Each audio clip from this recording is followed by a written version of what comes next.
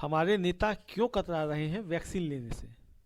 देशबंधु में प्रकाशित वरिष्ठ पत्रकार अनिल जैन का आलेख। दुनिया के जिन जिन देशों में कोरोना वायरस का संक्रमण रोकने के लिए टीकाकरण की शुरुआत हुई है, वहाँ का अनुभव है कि इसकी सफलता के लिए सबसे ज़्यादा जरूरी है कि लोगों का वैक्सीन पर भरोसा बने। उन्हें यह यकीन हो कि वैक्सीन उनको वायरस से सुरक्षा देगी और उनके शरीर पर कोई बुरा असर नहीं होगा।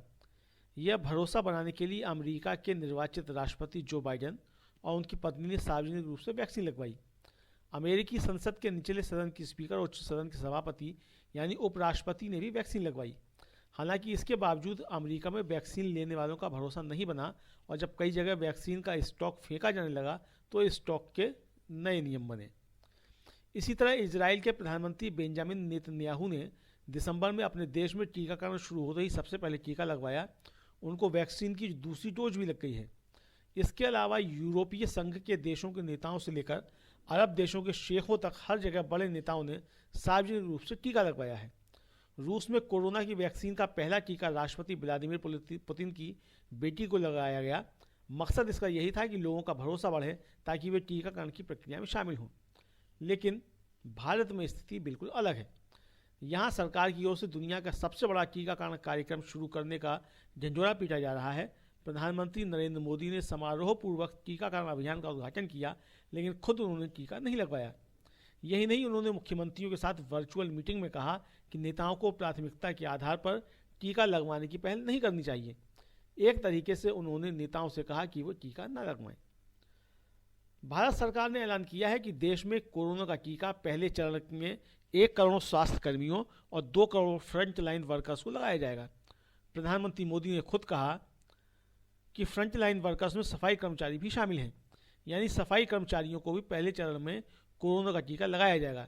इसके अलावा पुलिस, अर्धसैनिक बल और सैन्य बलों के लोगों को भी पहले चरण में ही टीका लगाया जाएगा। अब सवाल है कि देश और समाज की सेवा में जुटे प्रधानमंत्री, उनकी सरकार के मंत्री, राज्यों के मुख्यमंत्री, उनके मंत्री, सांसद, विधायक आदि क्या फ्रंटलाइन वर्कर्स नहीं हैं? क्या इनका काम देश के पहले 3 करोड़ लोगों से कम महत्व का है? सोचने वाली बात है कि जो लोग ऑर्डर ऑफ प्रेसिडेंस यानी प्रोटोकॉल में सबसे ऊपर आते हैं और देश के पहले, दूसरे या तीसरे नागरिक कहे जाते हैं, वे फ्रंट लाइन वर्कर नहीं हैं। इसलिए ये लोग फ्रंट लाइन वर्कर्स के साथ टीका नहीं लगवा रहे हैं। प्रधानमंत्री भले ही कह रहे हों कि नेता लोग पहले टीका लगाने के लिए मारामारी ना करें, लेकिन हकीकत यह है कि कोई नेता मारामारी कर ही नहीं रहा है। सब बाकी टीका लगवाने से खुद बच रहे हैं। कई मुख्यमंत्रियों, पूर्व मुख्यमंत्रियों ने टीका लगवाने से इनकार कर दिया है और बहाना बनाया है कि पहले जरूरतमंदों को लगे। सबसे पहले मध्य प्रदेश के मुख्यमंत्री शिवराज सिंह चौहान और उत्तर प्रदेश के पूर्व मुख्यमंत्री अखिलेश यादव ने अलग अलग कारणों से घोषणा की कि वे टीका नहीं लगवाएंगे।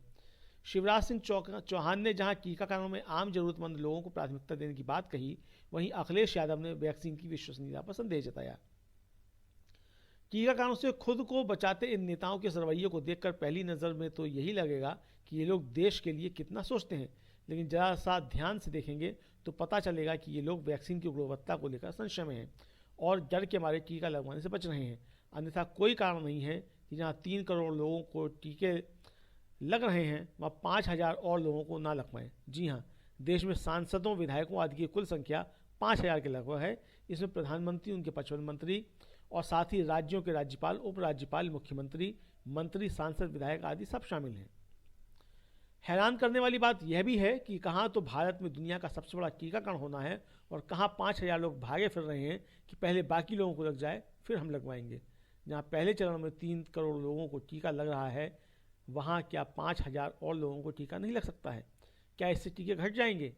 एक हफ्ते 1 करोड़ टीके सीरम इंस्टीट्यूट में और लगभग इतने ही टीके भारत बायोटेक में बन रहे हैं, जहां से दुनिया के दूसरे देशों में टीका भेजने का समझौता हो रहा है, लेकिन नेताओं को लगाने के लिए 5,000 टीके का इंतजाम नहीं हो पा रहा है।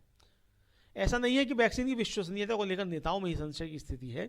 सरकार ने जिन 3 करोड़ लोगों को पहले चरण के टीकाकरण के लिए चिन्हित किया है, उनमें भी कई लोग वैक्सीन के निरापद होने का भरोसा नहीं कर पा रहे हैं।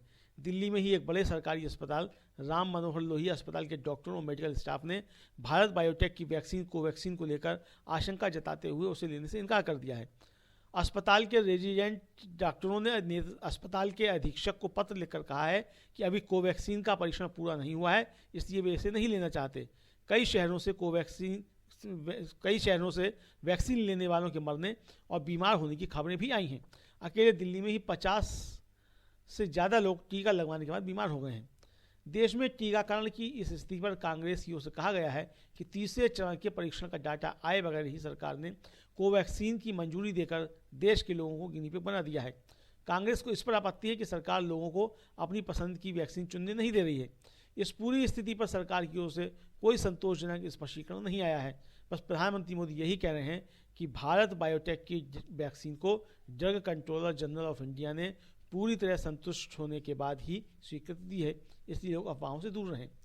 इसी तरह स्वास्थ्य मंत्री डॉक्टर हर्षवर्धन भी कह रहे हैं कि वैक्सीन कोरोना के खिलाफ संजीवनी की तरह काम करेगी।